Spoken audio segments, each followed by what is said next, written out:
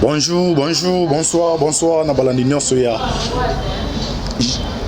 La voix céleste, mbote nabino vous allez belé partout dans le monde pour la biso.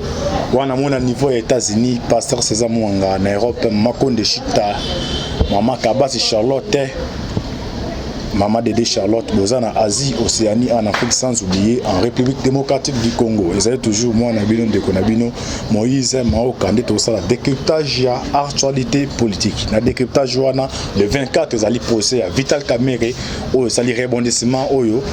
Faut bazo c'est ba interjeter qui appelle faut bazo c'est Kamerhe akobima ba kobimate est-ce que à niveau ya cour constitutionnel na ndenge ba interjeter appel est-ce Jamal ba quitter ou quitter te voyez ba révélation bimi oui ba c'est to kendela to ba dans le premier point le président de la République a boyko investir au Samalona. Tout un article que j'ai publié le lot comme ça, tout le temps que la bino to limbre la biso tout l'and. Le chef de l'État refuse d'investir au Samalona à la tête de la CENI. Votre lettre n'est accompagnée dans 15 soubassements, notamment les procès verbaux de désignation et d'entérinement de Rosa Malona et tout autre document relatif. Répond le chef de l'État à la correspondance de la présidente de l'Assemblée nationale, lui demandant d'investir le prochain président de la Commission électorale nationale indépendante. Mabunda Azaki lettre à Komeli, chef de l'État pona a investi Rosa oyo batu ba kufi pona ye oyo batu bazoki pona ye mais comme bango baza ba yo karaté bazo beta toujours beti toujours beaucoup na mesa pona ba investir Rosa Malonda. Alors Mabunda Komela qui chef de l'État pona investir alors mukonza boka répondre tout temps awa réponse ya mukonza boka comme ça to continuer pour to kota na ba sujet musuto landa. Félix Tshisekedi constate que l'information selon laquelle Rosa Malonda a été désigné à l'issue d'un processus interne aux confessions religieuses est fortement contestée. En effet, comme en droit par certains membres de cette composante, le chef de l'État cite notamment l'Église catholique, l'Église du Christ au Congo et l'Église kimbangiste. Tout récemment, le président de la République révèle que l'annonce de la désignation et de l'enterrement dans ces conditions contradictoires de Rosa Malonda a conduit à des mouvements de contestation observés à travers le pays.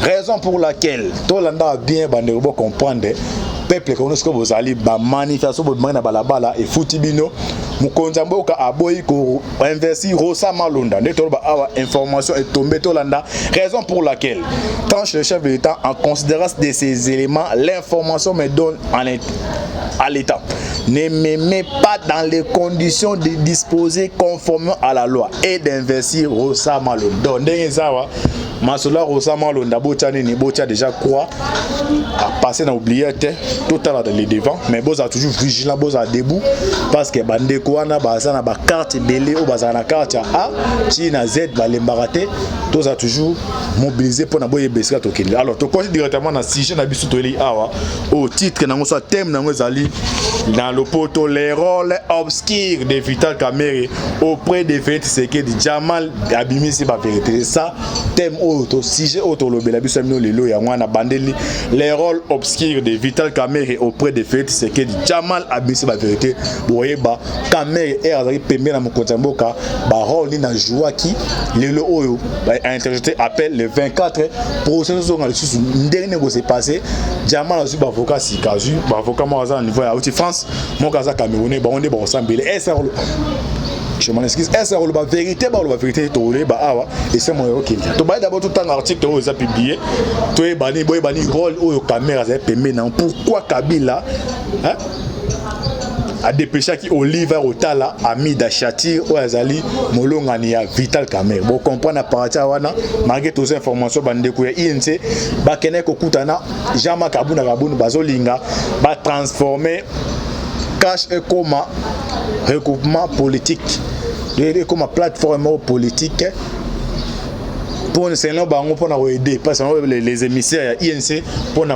aider Mukonza Mboka à diriger malam mais tout côté à tout temps d'abord article autoji boye ba les rôles obscurs de Vital Kamerhe auprès de Félix Tshisekedi Jamal abimisi ba vérité autant na biso bino après to analyser ensemble to limba la biso ensemble bo prier makasi pour na biso bitumbo to yeux za bitumbo moko bandeko bazo benga o bazo benga na pona ko intimidaka o eza antibal ato beti lance rocket a ekota raté naza ko sasimia numéro ya ngana lukanga imoko isila benga pona ko kokimase ole satano pambala to bana autant article lango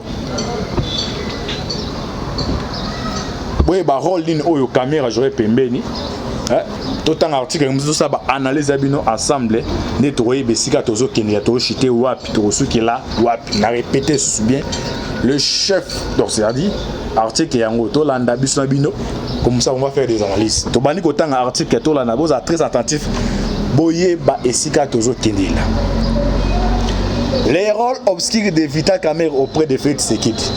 Les soupçons qui pèsent sur Vital Kamerhe sur la mauvaise gestion du cabinet du chef de l'État. Boto Landa, on va continuer. Et ça, un document qui est bimi au Ezoptiaba, salaire et conseiller et cabinet chef de l'État. Document est outil n'angambu ya INC. Au moment où directeur cabinet 47 millions de francs congolais. Dans un déco, il y a 45 000 dollars. Directeur cabinet chef de l'État 47 millions de francs congolais. Salaire. Conseiller spécial à 28 millions. Pourquoi document na bimika asiko? Nana bimisi document wana.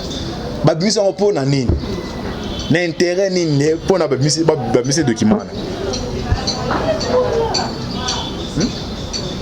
To continue l'article. Les soupçons qui pèsent sur Vital Kamerhe sur la mauvaise gestion du cabinet du chef d'État se confirment avec les rapports des finances de la présidence. Balobi chaque année, budget présidence, c'est un document 58 millions de dollars, 58 millions de dollars dans budget à présence.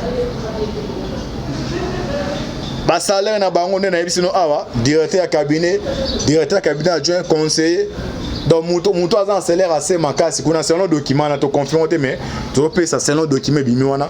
O azan dans salaire assez makasi ça ba 9 millions de francs congolais. Pour nani ba bimi document na. O ya yebi ko sala analyse on comprendre tiens ba de bimi document na. De un d'abord. Ba yebi que non slogan ya mokonzambo que ça le peuple d'abord. Alors ndenge ba mise document na parce na limite so ezap à moi que ça lokuta so ezap bongo do c'est dire Tshisekedi a passé à côté de la plaque parce que autant un directeur cabinet salaire wana monnaie na document na en tout cas bande ko na ngai à moins que ça la fake news be za document mabe mais so ezap document solo c'est pesa so te mutabimisi yango na yebi que ça muto na kata boîte mutabimisi biso na intention ni to landa to continuer. La présence de M.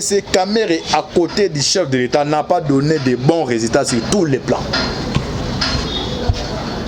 Kamerhe Azaki Ali. Normalement, ndenge accord ya Nairobi Simbite, il fera l'ugata mutumo quoi, ils allons nos directeurs cabinet. Mais pourquoi yé moko andema ko s'engager à ya za premier chef de l'État?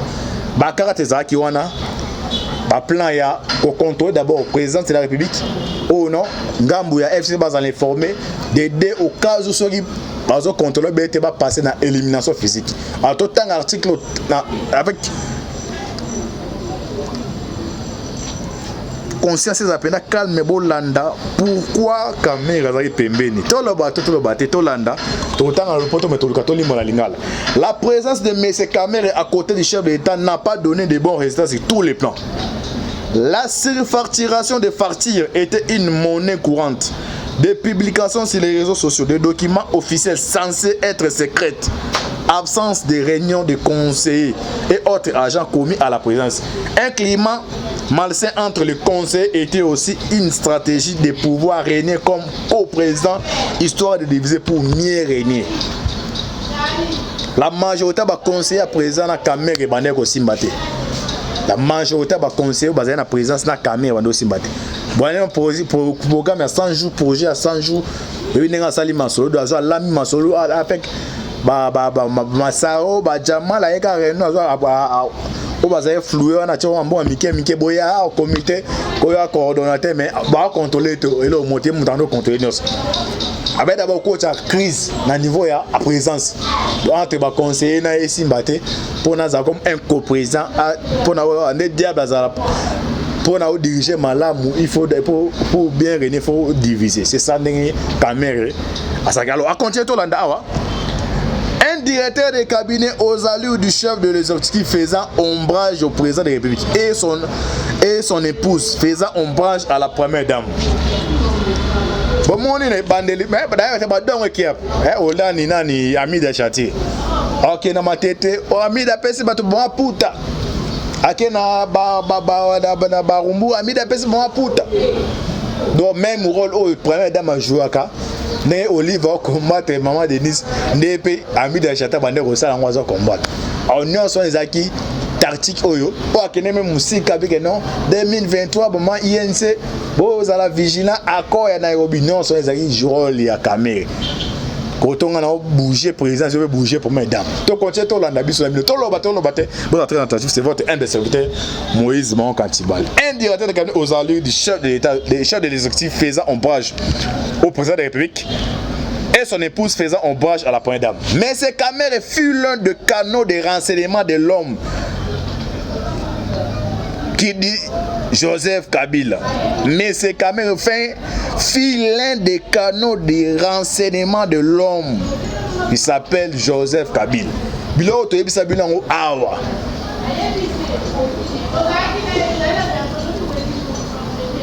To continue. Kamere est celui qui avait facilité le regretté général de mettre en place un système en écoute de communication. Est-ce que tu retournes à profiter na crime soit dans l'Iwa ya Delphi Kaïb? Est-ce que tu as FCC? Est-ce que tu as présence? Est-ce que tu as INC? Nani a facilité la communication à la présence. Tu continues autant d'articles, tu lis il y a des histoires dans le bas, on a article exact, mais tu as des ressources à idée pour comprendre Antibal, pourquoi on a préféré tant d'articles pour comprendre le banning. Mais c'est quand même l'un des canaux de renseignement de l'homme qui s'appelle Joseph Kabila. Kamer est celui qui avait facilité les regrettés généraux de FKMB de mettre en place un système en écoute de communication non seulement du chef de l'État mais aussi de tous ses proches conseillers. Mais c'est Kamer fut un élément facilitateur pour les comptes de Kabila. Il a facilité les planificateurs des projets de plusieurs coups d'État, contre le président de la République Félix Tshisekedi. Heureusement pour Fati, aucun de ces coups d'État n'avait réussi. Bon, histoire ya crash, n'est-ce c'est pas ça. Moutoumou a commis un niveau aéroport, a voyagé, espine boya, kozonga, avion et décollé, crash et ça, il va te c'est toujours les messages qui sont le meneur de jeu. Oui, moi, je pense comme les facilitateurs, celui qui facilite. Les facilitateurs faiseurs des rois, les faiseurs des rois.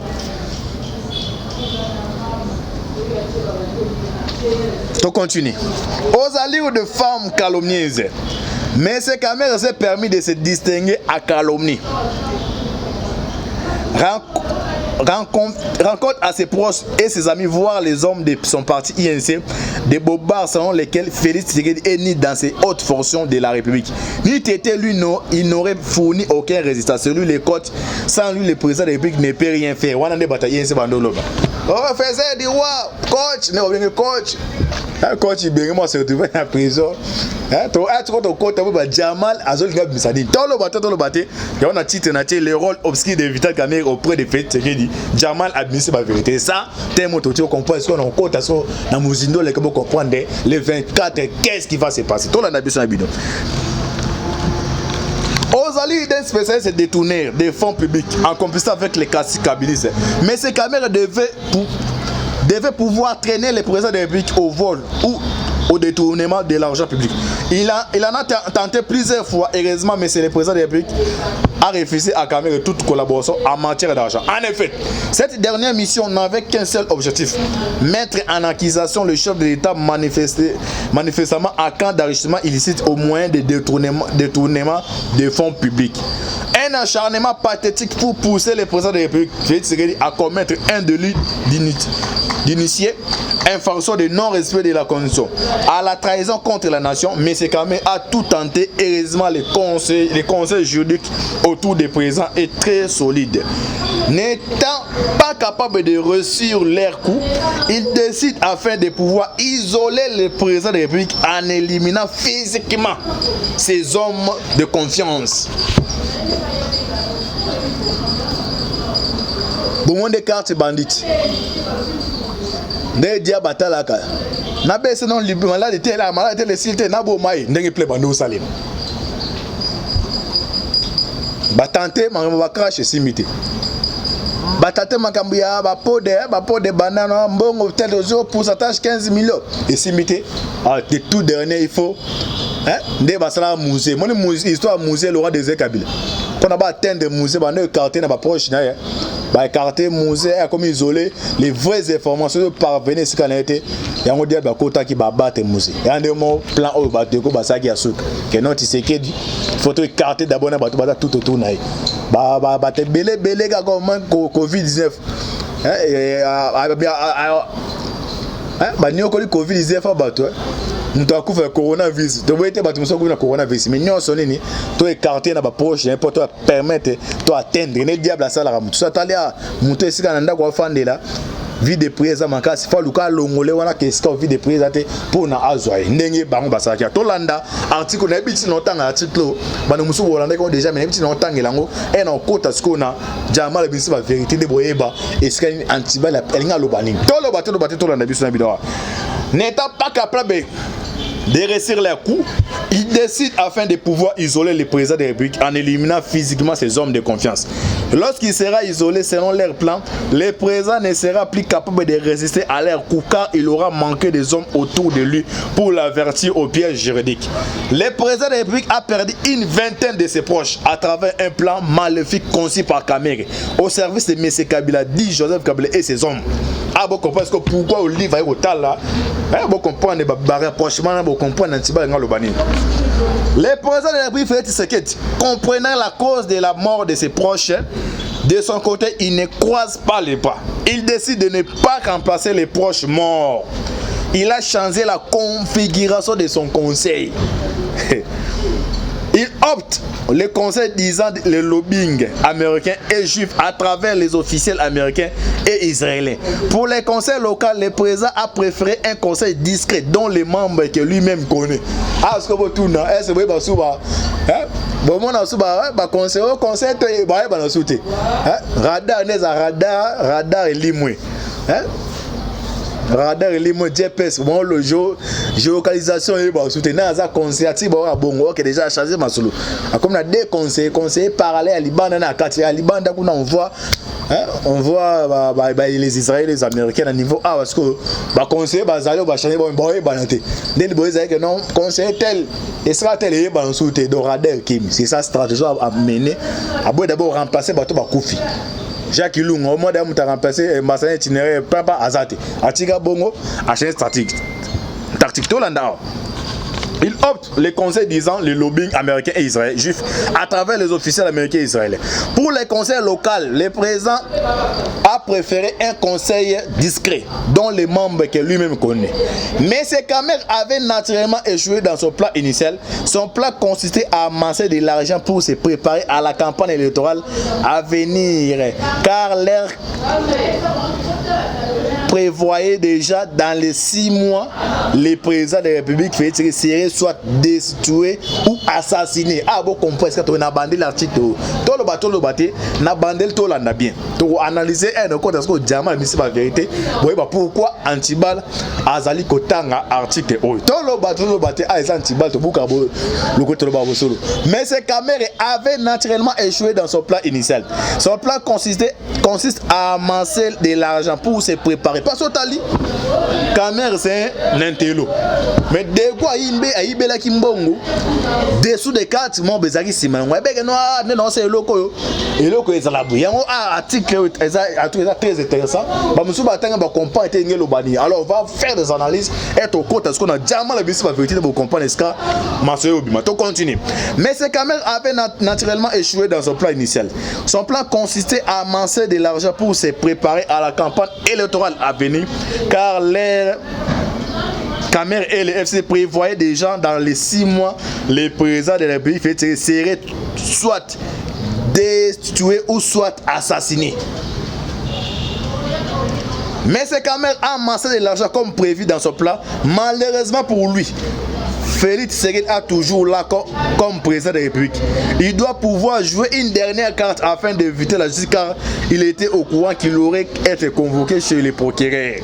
Le président de la République l'avait prévenu, car Kamer niait son implication au détournement dans les dossiers de 100 jours. Comme vous êtes innocent, c'est nier que la justice vous innocente pour votre crédibilité. Lui rétorque le président de la République. Ah, bah écoute, non, il y a un projet à 100 jours, programme à 100 jours, il y a innocent. Dans ce cas-là, qu'il est en justice, tout cela part de pouvoir, pouvoir état de droit. Dans ce cas-là, ok, dans justice, juste dans ça, à 4 ok, dans justice, Moutamou DG, Kamer a se retrouvé dans 4 prison. Tu continues tout là. Vital Kamer préparé un coup pour complètement déstabiliser le président de la République avant d'être interpellé par la justice. Avait-il préparé le coup seul ou avec la complicité des autres? Avec la complicité, il y a FCC. Oyo, coup et qui préparé. Il est difficile de répondre à la question, tout comme il est aussi difficile de comprendre le fonctionnement de Vital Kamerhe. Au départ, l'idée a été conçue par lui-même et les complices les rejoignent un peu plus tard. En revanche, ce qui est vrai est que Vital Kamerhe a omis volontairement de faire parvenir à la Cour constitutionnelle l'ordonnance portant l'instauration de l'état d'urgence sollicitant la vie conforme à la Constitution au lendemain de sa déclaration par le président de la République. Mais ce Kamerhe l'a fait avec destin de faire commettre au président de la République une faute de procédure pour permettre au président des 2 chambres pour saisir du dossier. Jou bakanga Kamerhe a to linga et misali linga to mina linga la. Jou bakanga Kamerhe bon on c'est pas ça ka. C'est pas ça ka. Le même jour on a tambe mamba à l'instant mamba a mis dossier à étant d'urgence sanitaire.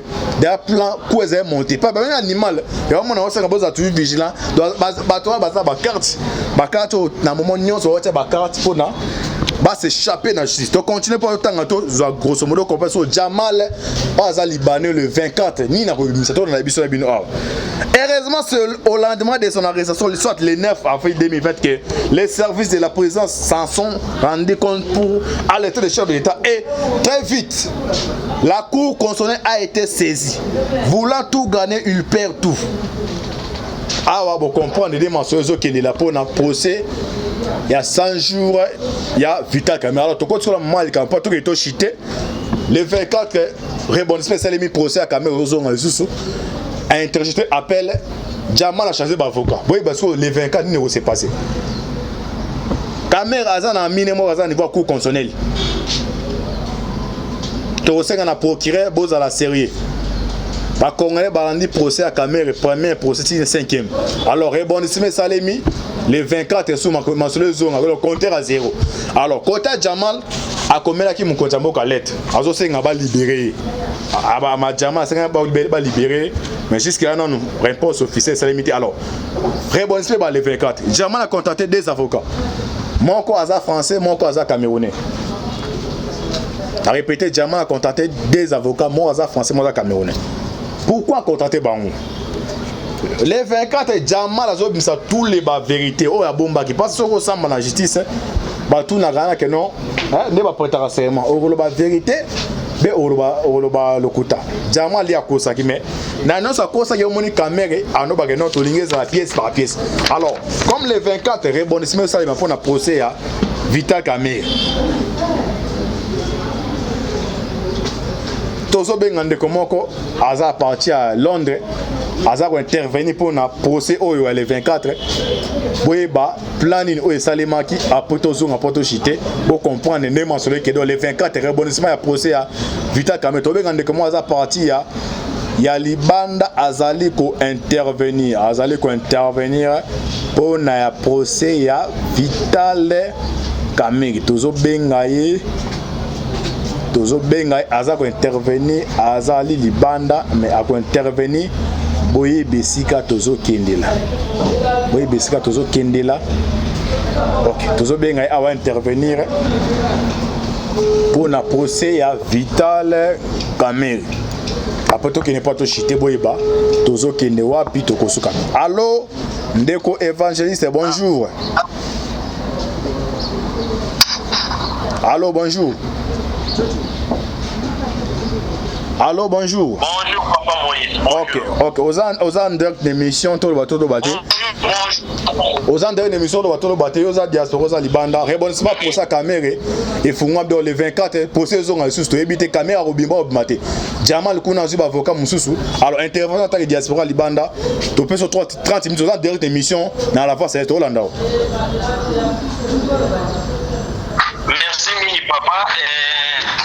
Na banza bato nyonso balandaki procès wana mokili mobimba bao balandaki eza na ndoto bapesi mboka na biso sikoyo na ndenge ya bozongelike ezala koseretrake na ndenge mosusu ekozala mabe ekozala elembo mpo mabe tika ete basala ta mosala oyo basalaki bademontre mpenza solo ke makambo wana ndenge ezalaki au monde entier emonaki bayebi ke ezali solo ebimaki mpona kosalela misala bato na mbongo wana ekenda na bato. Ok, merci. Alors, pour le dialogue, les Congolais, papa, puisque cardinal, un dialogue, les Congolais, un dialogue, yo commenter. Je vais dire dialogue à politique basé sur un partage à pouvoir, gâteau. Alors, dialogue, c'est un marosa malonda tseke officiellement a rejeté. Alors, ndeto qui ne labo yo attaque diaspora réaction des années. Dialogue quota, dialogue comme un partage à gâteau, peuple on a toujours perdant. Réaction des années. Pour le dialogue, bando bosse un dialogue.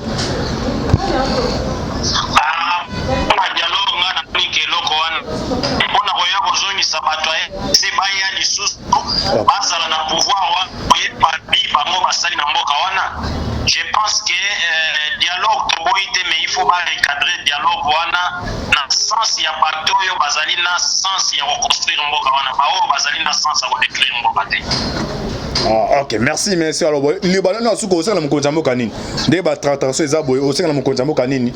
Sur Hollande aussi, quoi. Attends, les Congolais diaspora, ça, Liban. En tant